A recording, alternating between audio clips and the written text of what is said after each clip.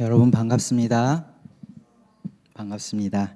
오늘은 죄를 떠넘기는 사람들 끌어안으신 그리스도라는 제목으로 주님 마음을 나누겠습니다. 우리는 사순절 기간을 지나면서 예수님의 삶과 그 죽음 앞에서 우리의 삶과 신앙을 돌아보고 있습니다. 오늘은 그 사순절의 어쩌면 마지막 주간인 종료주일이고 순환주일이고 또 이번 주간은 고난주간입니다. 그래서 예수님의 십자가에 우리가 좀 깊이 초점을 맞추고 묵상하면서 그 십자가 앞에서 우리의 삶을 좀 돌아보았으면 좋겠습니다.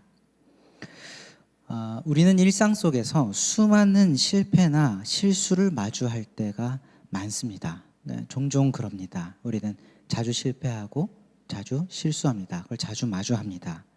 가령 직장이나 학교에서 어떤 과제를 진행하다가 좀 중대한 문제나 실수에 봉착하는 경우들을 우리가 한번 생각해 봤으면 좋겠습니다. 아주 없는 일은 아니죠. 그러면 우리는 소위 이제 상사죠. 아니면 책임자의 어떤 불호령이 떨어지거나 교수님의 좀 날카로운 비판이 예고될 것 같은 그 무거운 공기 속에서 우리 뇌는 본능적으로 한 가지 질문에 좀 집착을 하게 됩니다. 어떤 거냐면 도대체 누구 때문이지? 라는 겁니다. 뭐 개인 과제일 수도 있지만 뭐 팀플 같은 경우 했을 때는 더더욱 그렇죠. 뭐가 문제였을까? 누가 문제일까? 이런 질문들을 우리가 하게 됩니다. 소위 잘잘못, 책임 소재를 좀 분명히 밝히려고 하는 시도들입니다. 이 질문은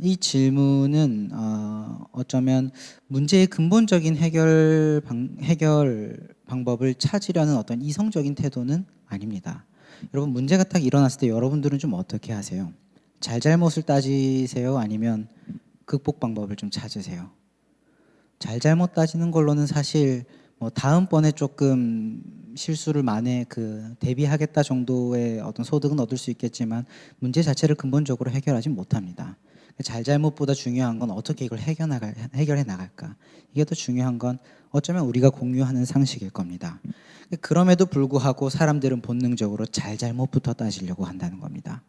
이건 문제를 해결하려는 이성적인 노력이 아니라 어쩌면 그건 누군가에게 책임을 전가함으로써 내 마음의 불편함과 수치심을 좀 해소하려는 어떤 본능적인 반응에 가깝습니다. 이성적인 노력이라기보다는 본능적인 반응에 가깝습니다.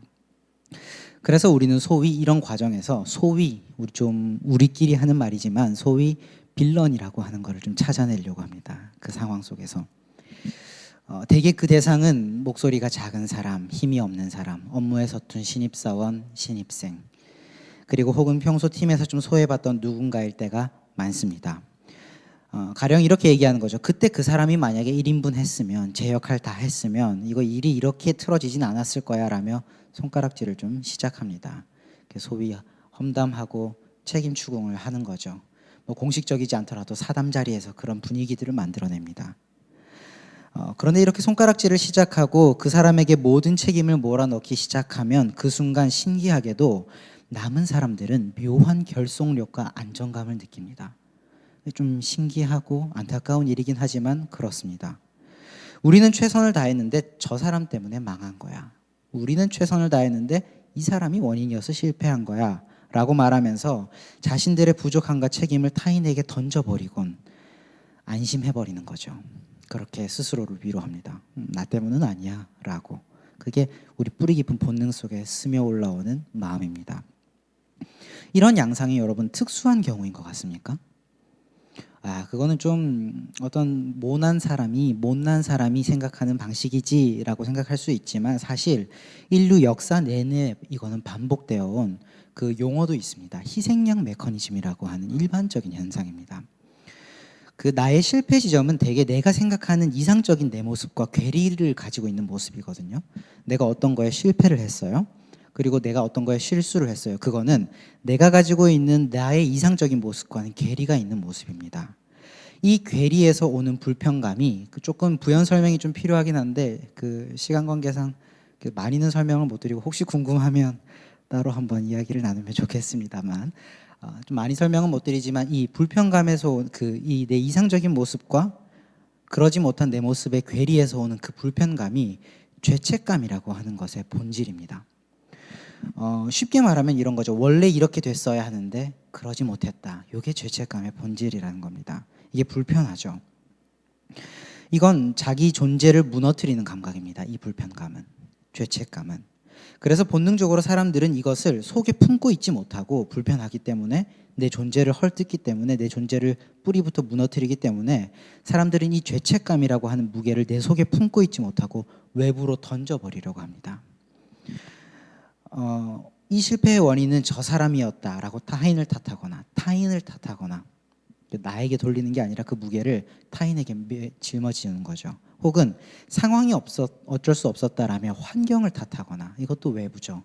또 어릴 적 트라우마 때문에 내가 이 상황에서는 이렇게밖에 반응할 수 없어라며 과거를 탓하기도 합니다. 시간을 탓하기도 합니다. 또 어떤 사건을 탓하기도 하고, 요점은 뭐냐면 이 괴리의 불편감, 죄책감의 무게를 내가 감당하지 않고 외부로 던져버린다라는 겁니다. 근데 문제는 뭐냐면, 뭐 그럴 수 있지 않냐, 마음이 힘들면 좀 그럴 수 있지 않냐라고 생각할 수 있겠지만, 문제는 뭐냐면 우리가 이렇게 폭탄 돌리기 하듯이 우리 죄책을 타인에게 넘길 때 사회는 서서히 병들어 가더라라는 겁니다.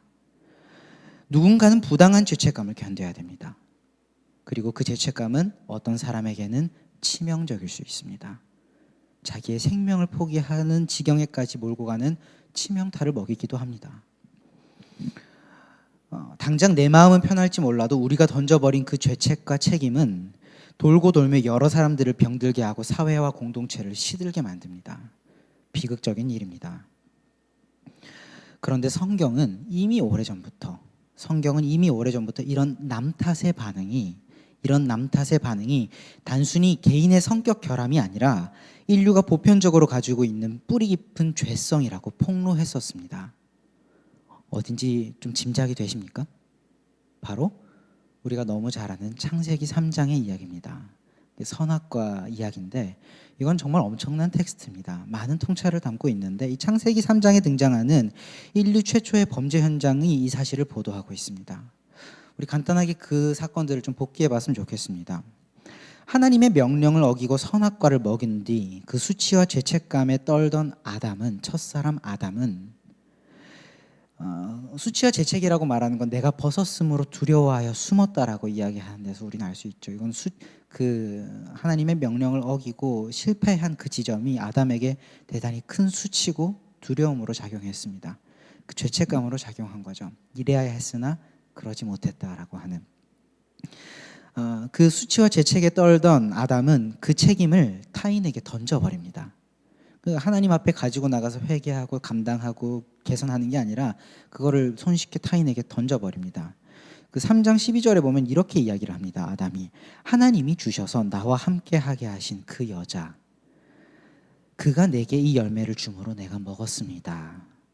아담은 지금 곁에 있는 아내 하와를 탓할 뿐 아니라 그 하와를 내게 주셨던 하나님까지도 원망합니다.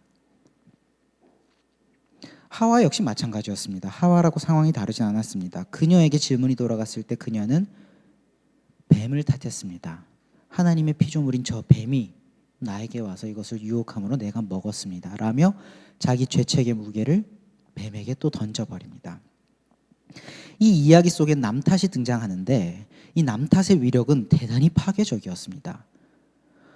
서로를 탓하는 아담과 하와 사이에서는 신뢰와 사랑이 파괴되었습니다.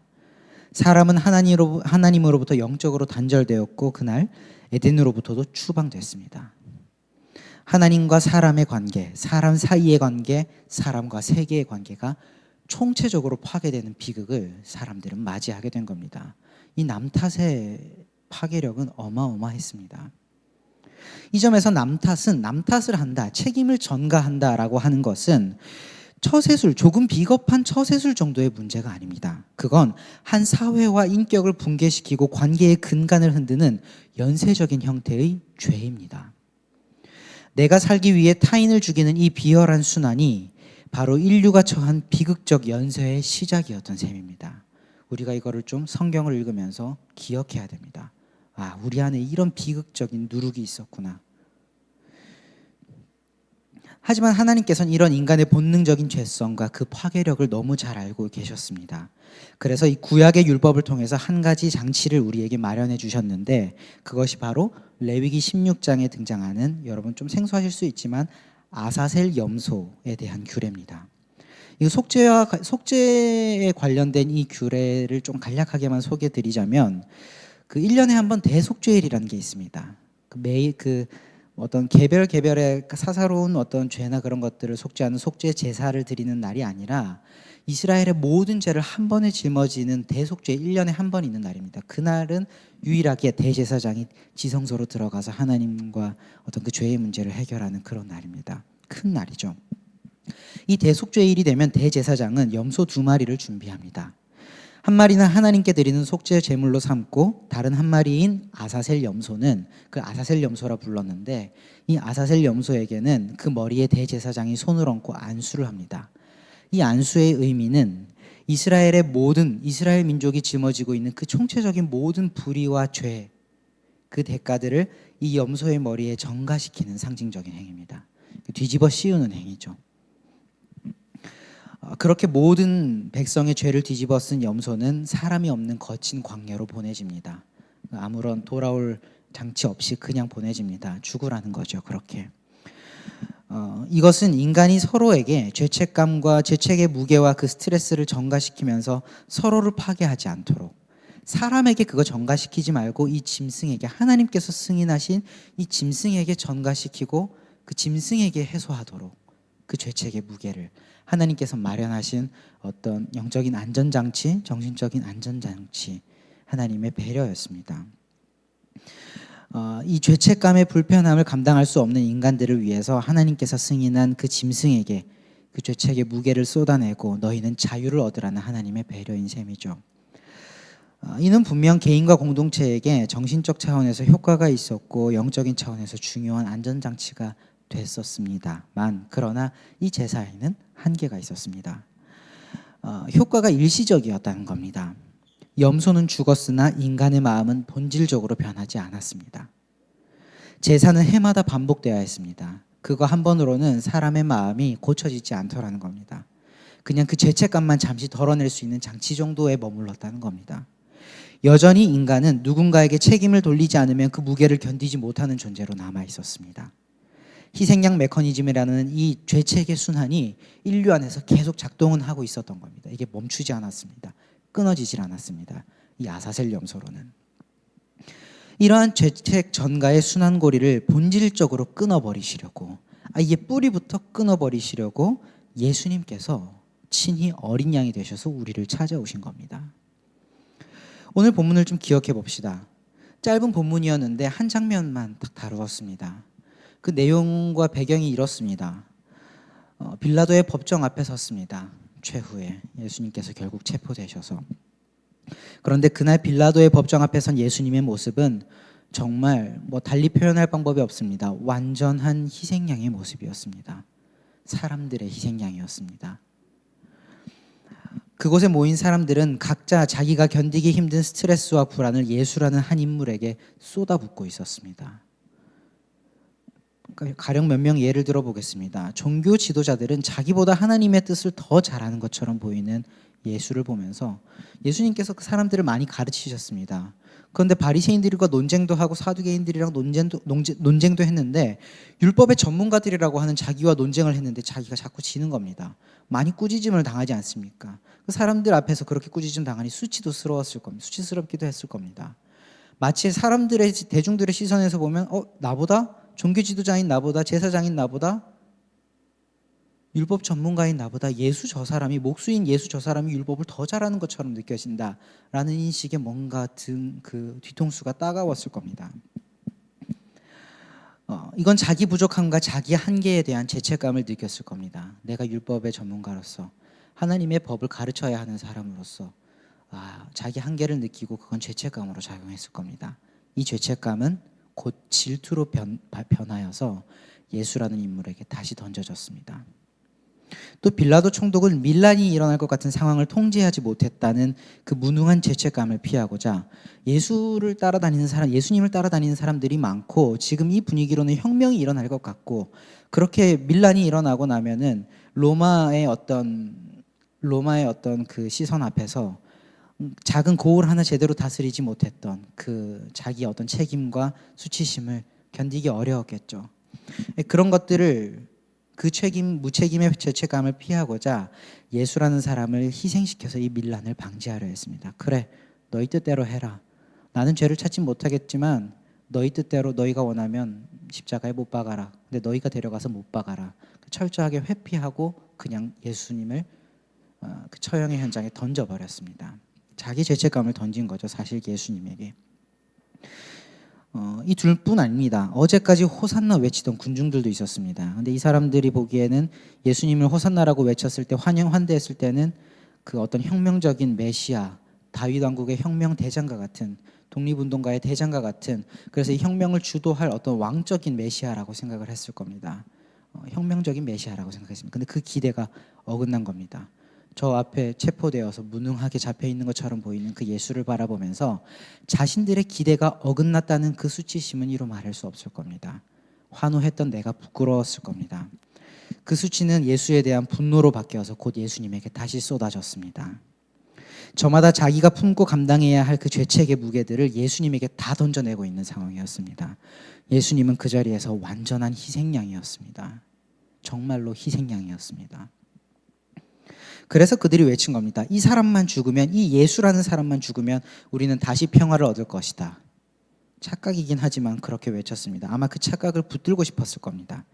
저 사람이 모든 문제의 원인이었다. 그러니 어서 십자가에 못 박아버려라. 십자가에 못 박아버려라 라고 말이죠.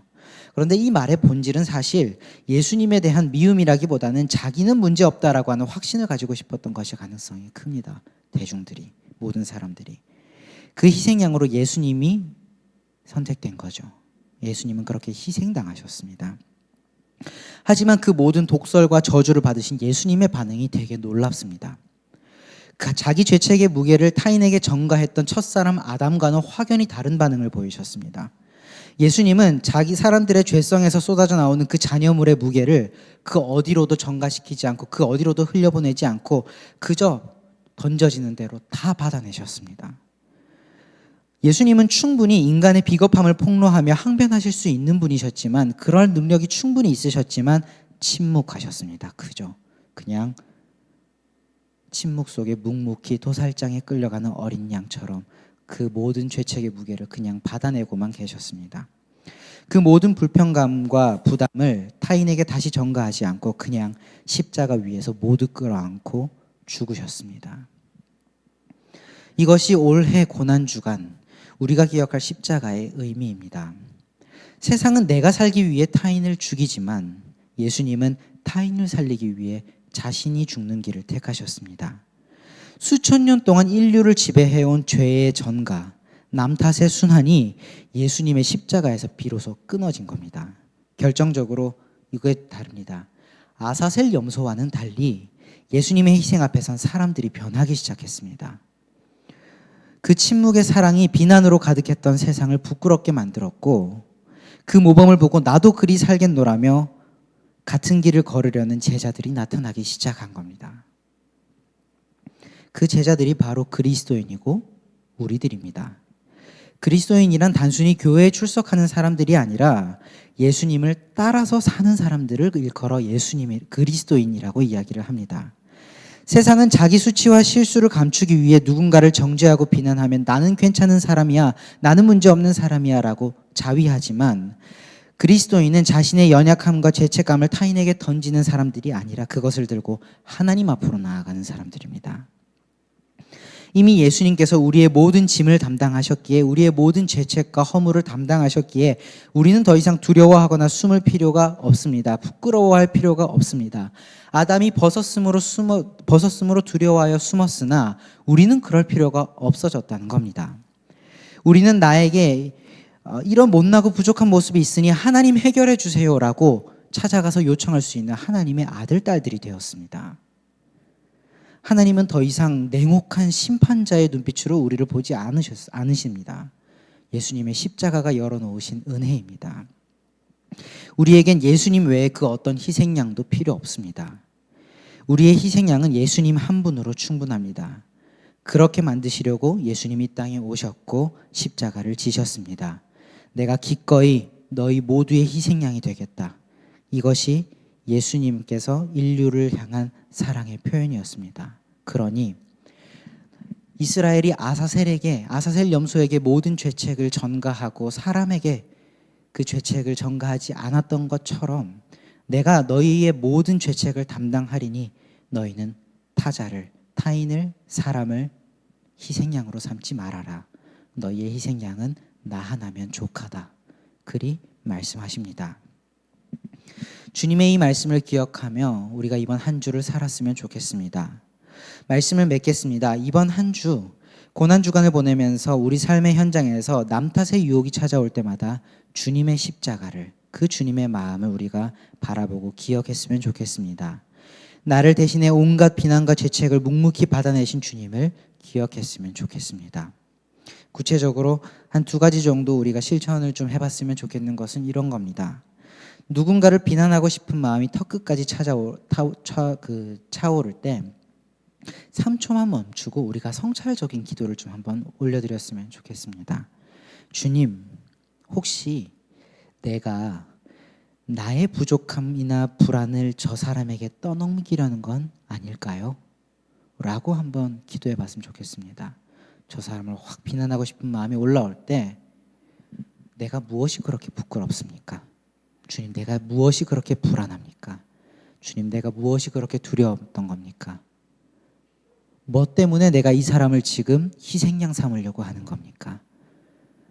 저 사람을 희생시키지 않고 나를 돌아보게 해주십시오. 그리 한번 기도해 봤으면 좋겠습니다. 책임 전가의 말을 멈추는 것만으로도 우리는 죄의 연쇄고리를 끊어낼 수 있습니다. 2번째는 또 이런 겁니다. 만약 어떤 조직 안에서 대학생들은 학교겠죠. 직장인들은 회사일 겁니다. 여러 가지 혹은 또 교회 공동체가 될 수도 있습니다.